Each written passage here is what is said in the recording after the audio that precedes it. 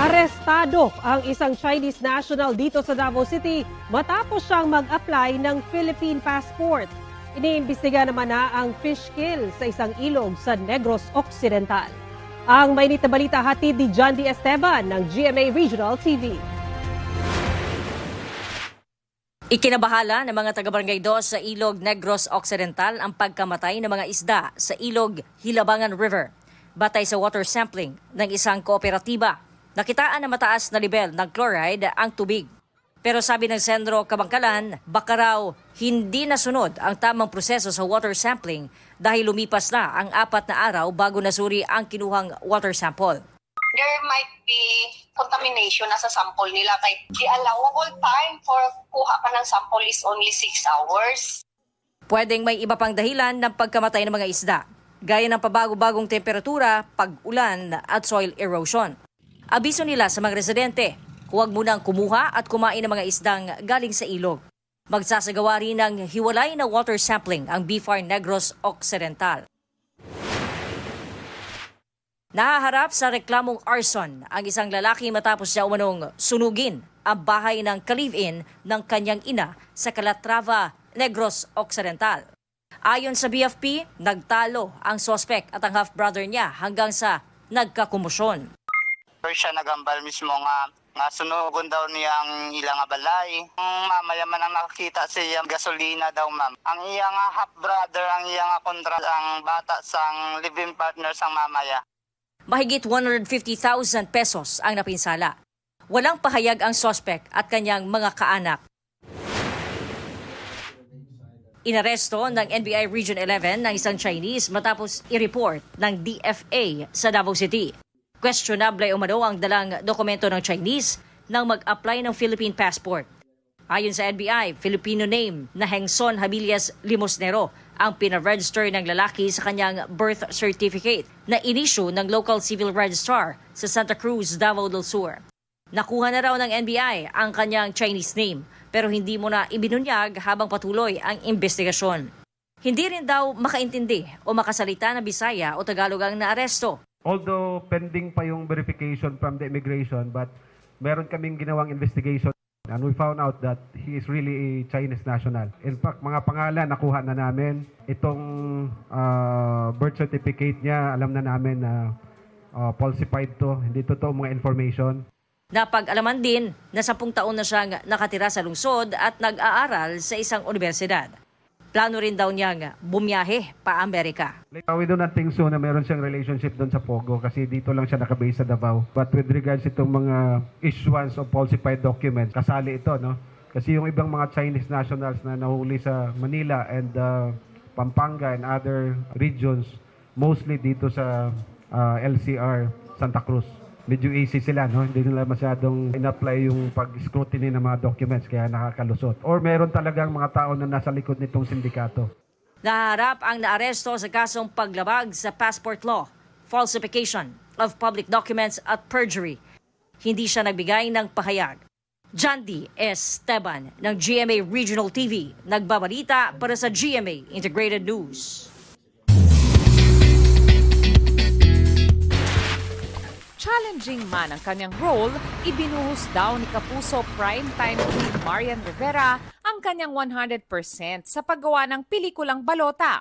Isa ito sa 10 finalist for full-length category ng Cinemalaya Philippine Independent Film Festival 2024 na entry ng GMA Pictures at GMA Entertainment Group.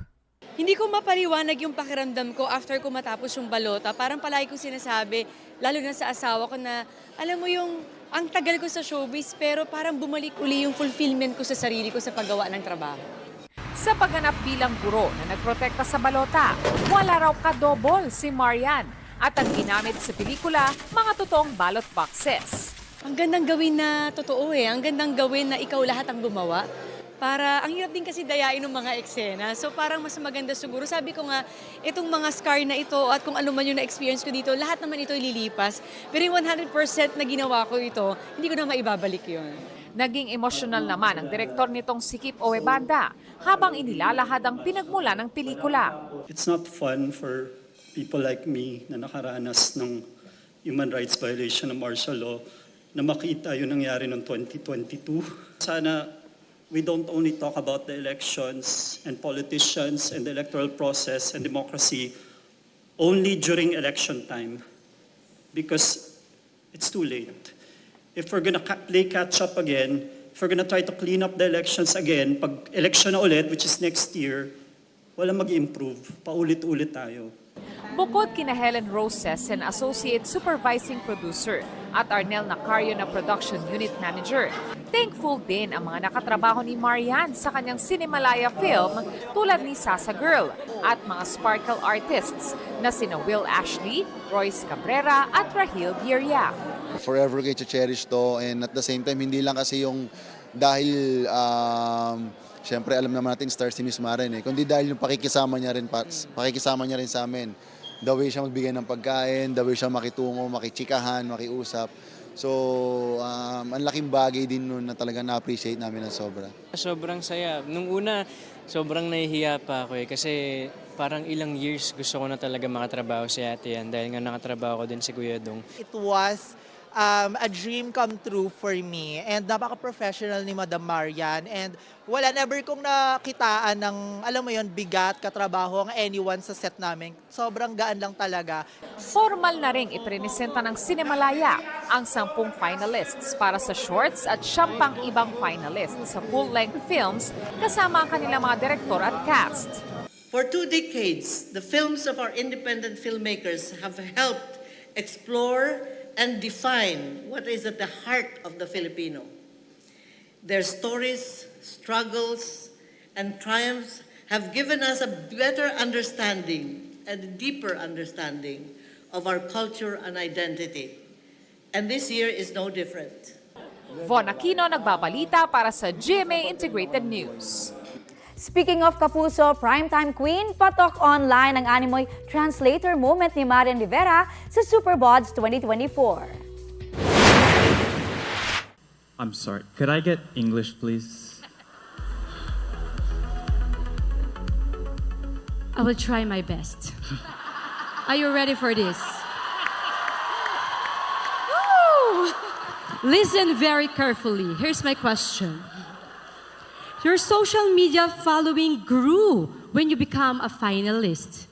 How would you use this opportunity even after your super bad journey? I think you understand that.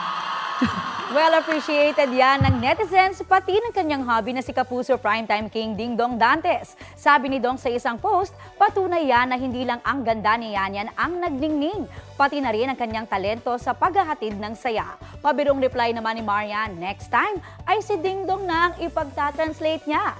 Sa event, nagkaroon din ng reunion si Marian kay Hello Love Again star Catherine Bernardo. Si Catherine ang gumanap na young Marian sa Kapuso adaptation ng K-drama series na Endless Love. Patay sa pananambang isang babae sa Malasiki, Pangasinan. Batay sa investigasyon, paalis ng bahay ang 43 anyos na biktima ng pagbabarilin ng hindi pa nakikilalang salarin. Tinamaan ang babae sa iba't ibang bahagi ng kanyang katawan. Mag-iisang buwan pa lamang daw na nagbalik-bayan ang biktima mula sa Amerika. Isa sa mga tinitignang motibo sa krimen ang kanyang mga ari-arian. Hindi muna nagbigay ng pahayag ang kaanak ng babae. Mga mare at pare, kinumusta ng GMA Integrated News si Dominic Roque matapos ang kanilang breakup ni Widows War star Bea Alonzo. Yeah, moving on with everything, work, family, and then making myself busy sa mga bagay-bagay. Happy at maayos na raw si Dom at moving on na matapos ma-call off ang engagement nila ni Bea. Iba't iba man daw ang naglalabas ang kwento tungkol sa kanilang breakup, minabuti niyang wag nang magpa-apekto. Kamakailan sumalang si Bea sa GMA Integrated News interviews at sinabi niyang hindi siya ang nakipag-break sa aktor. Hiningan namin ng reaksyon si Dom tungkol dyan. Wala man ako ngayon. Kapuso, para sa mga maiinit na balita, mag-subscribe sa GMA Integrated News sa YouTube. Sa mga kapuso naman abroad, subaybayan nyo kami sa GMA Pinoy TV at sa www.gmanews.tv.